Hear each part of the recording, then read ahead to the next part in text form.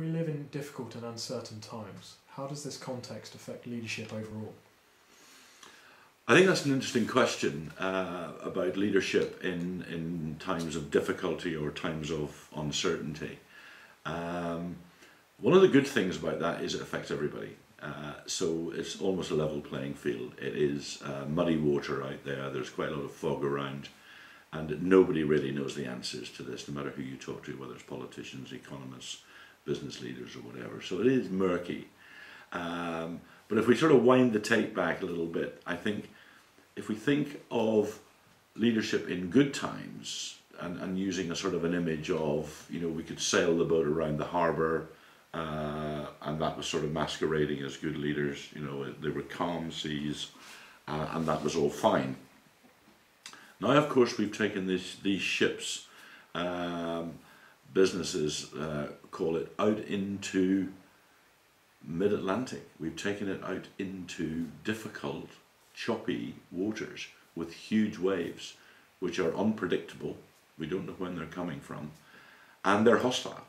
You know, you can get completely blown apart by some of this stuff. So leadership is a different issue. It's a big issue today.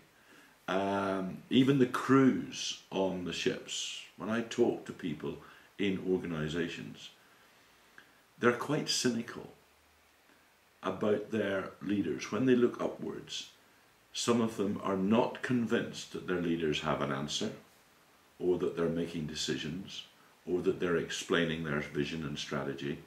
There's quite a lot of emptiness, vacuums, further down the organisation, where people are fearful of their jobs, fearful that the organisation may not survive, and they're looking to their leaders to provide, and their leaders are being found wanting.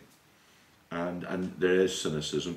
You can say, of course, there always was a level of cynicism, but it's got a bit more of an edge today. There's an underlying fear mixed in with that sort of cynicism. And leaders have been content over time to be managers, and management was masquerading as leadership. And that's not the case today. We are looking for leaders to make decisions, leaders to create consensus at the top end in terms of what business are we in, what businesses are we not in, what businesses would it be safe to grow and therefore invest in, and what businesses should we perhaps exit. And maybe we can get back into those businesses in 3 or 4 years' time when the fog has cleared a little bit, but we certainly can't do everything. And what I tend to see at the minute is they're avoiding a lot of these decisions. They're cutting back on costs. There's a huge cost focus. And some businesses actually probably should just be closed down, and therefore the business should be completely refocused. So the uncertainty is around even the strategic model, that we're really not clear what businesses we're backing. We're really not clear where we're putting our bets. So right at the very start, leaders have to make big choices, tough decisions. I mean, Winston Churchill used to say leadership is as much about choices as anything else, and I think that's as true today, or even more true today than perhaps it ever was. So we have to be clear about what businesses we're in, why we're in those businesses, what advantage we have over our competitors, where do we stand in terms of our competitors, have we any competitive advantage, how are we going to maintain this and grow competitive advantage. And we have to be able to go out and communicate that to people at all levels of the business, and indeed to our customers and to the market at large.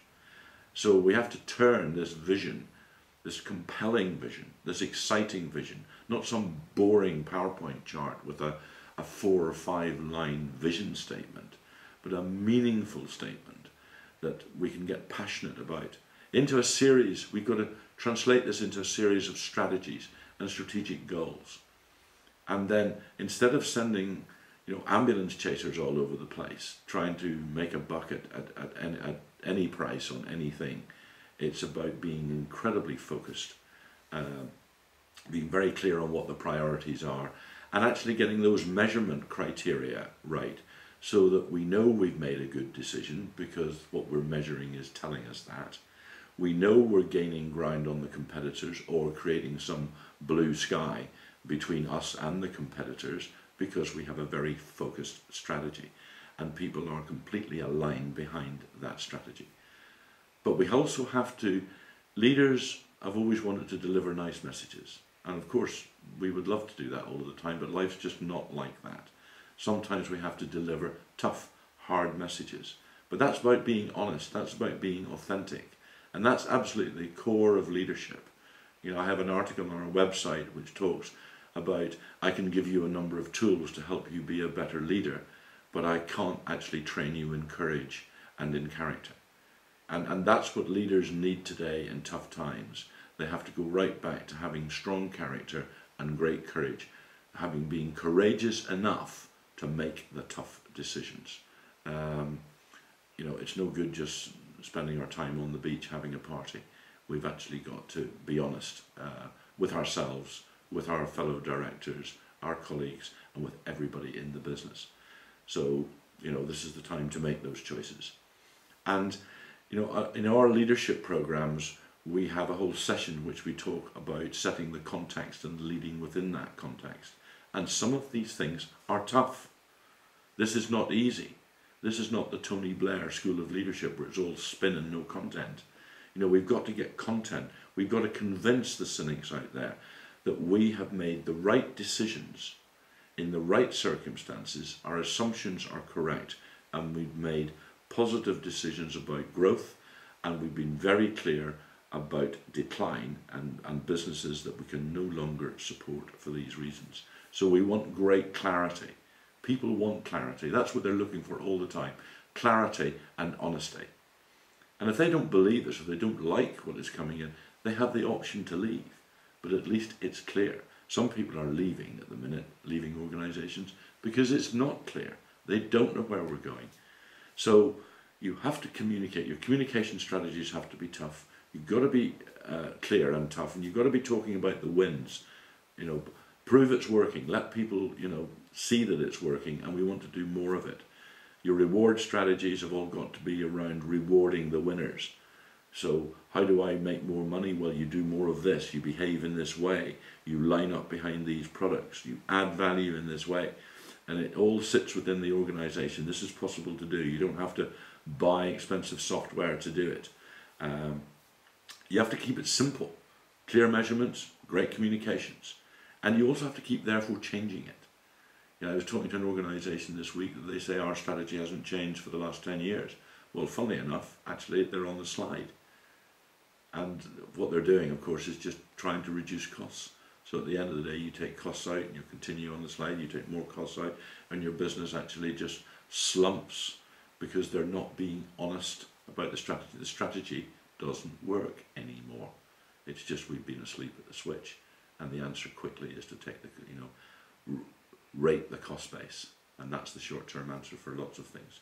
So you've got to keep changing your plan. You've got to keep challenging it. You've got to, the contexts are changing all the time. Therefore your strategy needs to be not radically changed, but it has to be moulded, continuing, changing it all the time, changing your execution model, changing all parts of your business. Continual adjustments is what we're looking for. We're not looking for great big transformational things going on every 6 months, because that looks as if you haven't got a clue what you're doing.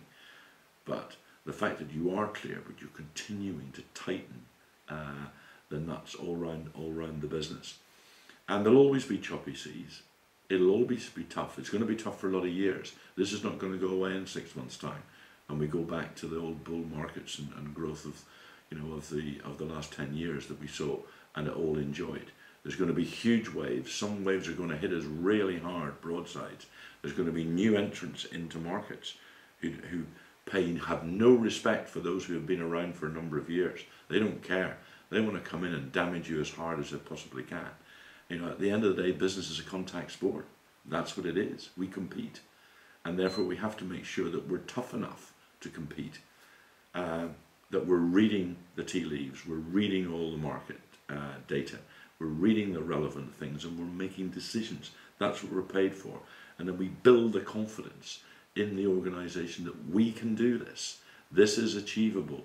And by the way, we are achieving, we are making progress, we are winning. That's the job of senior executives. Build that confidence, not arrogance, confidence, that people believe in you as leaders. You are taking these ships through the choppy seas, and we're going to get to the other side. It's going to be bumpy, and it's going to be difficult. And be honest about that. These are really the true leaders of today.